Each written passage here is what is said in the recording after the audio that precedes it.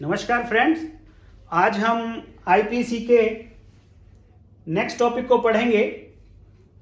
Chapter का नाम है जनरल प्रिंसिपल ऑफ क्राइम और उसका पहला एक टॉपिक कॉन्सेप्ट ऑफ क्राइम हम पढ़ चुके हैं। नेक्स्ट वीडियो है अब एलिमेंट्स ऑफ क्राइम। आप पहले इसका स्क्रीनशॉट ले लें।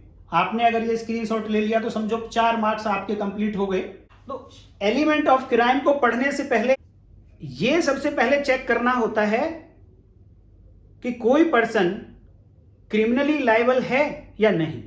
किसी पर्सन की क्रिमिनल लायबिलिटी बनती है अगर किसी ने कोई एक्ट किया है तो। और क्रिमिनल लायबिलिटी चेक करने के लिए जनरल रूल ये है कि कोई भी पर्सन क्रिमिनली लायबल जब होगा जब उसने किसी क्रिमिनल लॉ का वायलेशन किया होगा। अगर किसी भी पर्सन ने क्रिमिनल लॉ का वायलेशन नहीं किया तो वो कभी भी क्रिमिनली लायबल नहीं ठहराया जा सकता और उसको क्रिमिनल पनिशमेंट नहीं दी जा सकती। ये जनरल रूल है। तो किसी भी एक्ट को ये चेक करने के लिए कि वो एक्ट क्राइम की कैटेगरी में आएगा या नहीं आएगा, ऑफेंस की कैटेगरी में आएगा या नहीं आएगा, तो हमें यह चेक करना पड़ेगा कि किन किन बातों से मिलकर क्राइम बनता है। क्राइम को बनाने के लिए आवश्यक तत्व कौन कौन से होंगे। तो इंग्रेडिएंट्स, एलिमेंट्स ऑफ क्राइम वो 4 हैं। अगर ये 4 बातें नहीं होंगी तो कोई भी पर्सन क्रिमिनली लायबल नहीं ठहराया जा सकता। तो आपका क्वेश्चन अगर आए कि what are the elements of crime, तो आपने सिंपल सी बात लिख देनी है, there are 4 elements of crime. 1 is person, Hindi में बोलेंगे व्यक्ति। नंबर 2 मेंसरिया, इंग्लिश में बोलेंगे गिल्टी माइंड, हिंदी में बोलेंगे दुराशय। नंबर 3 एक्टस रियस, इसको इंग्लिश में बोलेंगे एक्ट प्रोहिबिटेड बाय लॉ और हिंदी में बोलेंगे ऐसा कार्य जिसका किया जाना किसी कानून ने निषेध बताया है। और चौथा एलिमेंट है इंजरी, जिसको हिंदी में क्षति बोलेंगे। ये 4 एलिमेंट हैं किसी भी क्राइम के। जनरली अगर इन एलिमेंट्स में से किसी एक एलिमेंट को आप निकाल देंगे तो वो एक्ट क्राइम की कैटेगरी में नहीं आएगा। जनरली एक्सेप्शंस आगे हैं, हम 1 बाय 1 पढ़ेंगे। लेकिन ये कहां से आए 4 एलिमेंट्स, इनको जानने के लिए आपको एक लैटिन मैक्सिम याद रखनी है। ये एक बेसिक मैक्सिम है जो आपको रटी हुई होनी चाहिए। क्या कहती है लैटिन मैक्सिम? एक्टस नॉन फेसिट रियम निसी मेन सिट रिया। ये लैटिन वर्ड्स हैं जिनसे मिलकर ये मैक्सिम बनी है। अब आप ये कहोगे जी इसका हिंदी वर्जन बता दो। हिंदी वर्जन नहीं मिलने वाला है, ये तो आपको ऐसे ही रटनी पड़ेगी। तो अच्छा होगा कि आप ऐसे ही इसको रट लें। इसमें यूज हुए एक एक वर्ड का मैं इंग्लिश मीनिंग और हिंदी मीनिंग बताऊंगा। क्यों बताऊंगा कि इसी तरीके की लॉ में आपको बहुत सारी मैक्सिम्स मिलेंगी। जब आप कोई एग्जाम देने बैठेंगे तो उस एग्जाम में मैक्सिम लिखी हुई होती है और उसका मीनिंग पूछा जाता है।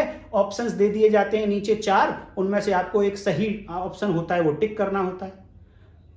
इनमें से कुछ वर्ड्स बहुत सारी मैक्सिम्स में यूज होते हैं। अगर आपने इन इंडिविजुअल वर्ड्स का मीनिंग जान लिया तो बहुत सारी मैक्सिम्स का मीनिंग जानने में ये मीनिंग आपको हेल्प करेंगे। तो सबसे पहले लेते हैं एक्टस। एक्टस का मीनिंग है deed, physical result of human conduct, और उसी को कहते हैं एक्ट। एक्ट की डेफिनेशन कहां दी गई है वो आगे डिटेल में हम पढ़ेंगे और एक्ट क्या होता है और डिटेल में पढ़ेंगे। बट इसका वर्ड का मीनिंग आप जान लें। ये कहीं लिखना हो तो आप शॉर्ट आंसर में ये लिख के भी आ सकते हैं। Act means deed, physical result of human conduct. Number 2 word non, Latin word non और इंग्लिश वर्ड नो, हिंदी में नहीं। Facit, Latin word facit, English word does, do या डज जो हम इंग्लिश में हेल्पिंग वर्ब यूज करते हैं, ये डज मीनिंग है इसका। अगला वर्ड है रियम। देखिए एक वर्ड है रियम और एक वर्ड है रिया, कंफ्यूज नहीं होना, दोनों का मीनिंग सेम है। इसका मीनिंग है गिल्टी, आपराधिक, और सिंगुलर वर्ड है ये। और यहां पे दूसरा वर्ड है रिया, यहां से यूएम को हटाया, ए लगा दिया, अब ये प्लूरल हो गया और इसका भी मीनिंग है गिल्टी, आपराधिक। नेक्स्ट वर्ड आता है निसी। निसी, निसी लैटिन है और इसका इंग्लिश वर्जन है एक्सेप्ट, अनलेस, सिवाय, हिंदी में बोलेंगे सिवाय, बिना इसके। और नेक्स्ट वर्ड है मेंस, ये लैटिन वर्ड है और इसका इंग्लिश वर्जन है माइंड और हिंदी वर्ड है इसका आशय, इंटेंशन। और रिया फिर हम पढ़ चुके हैं। अब एक वर्ड रह जाता है सिट। सिट का मतलब होता है लेट इट बी। इसका अगर मीनिंग लिखना चाहें आप तो ऐसे लिखेंगे, an act itself does not make a man guilty except it is done with guilty mind. तो कोई भी एक्ट, हिंदी में इसको लिखेंगे, कोई भी कार्य अपने आप में किसी व्यक्ति को अपराधी नहीं बनाता जब तक कि वो कार्य एक आपराधिक आशय से नहीं किया गया हो।